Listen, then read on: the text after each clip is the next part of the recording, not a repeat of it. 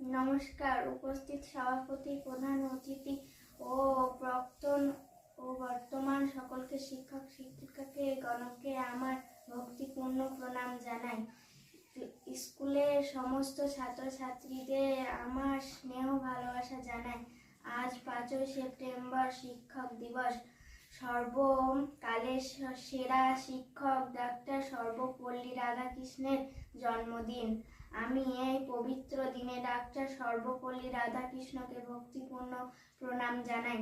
1888 সালে 5ই সেপ্টেম্বর মাদ্রাজের তিরুতানি নামক ছোট শহরে এক তামিল ব্রাহ্মণ পরিবারে সর্বপল্লী রাধাকৃষ্ণ জন্মগ্রহণ করেন।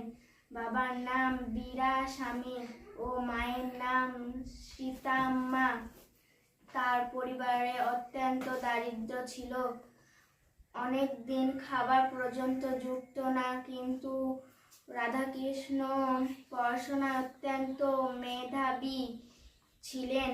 তার স্মৃতিশক্তি অত্যন্ত প্রখর ছিল। ছেলেবেলায় মিশনারি স্কুলে পড়াশোনা করে বড় হয়। মাদ্রাজে বিশ্ববিদ্যালয়ে দর্শন নিয়ে তিনি MA পাশ করেন। এরপরে তিনি এই বিশ্ববিদ্যালয়ে দর্শন নিয়ে অধ্যাপক হন।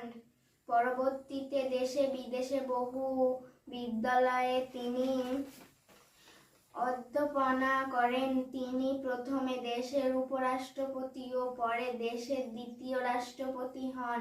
তিনি ভারতরত্ন ও উপাধি পেয়েছিল। তার কথা মতো তার জন্মদিন 5ই সেপ্টেম্বর সারা দেশে শিক্ষক দিবস হিসাবে পালিত হয়। সবশেষে আমি উপস্থিত সকলকে ধন্যবাদ জানাই। আমার এই বক্তব্য শেষ করছি।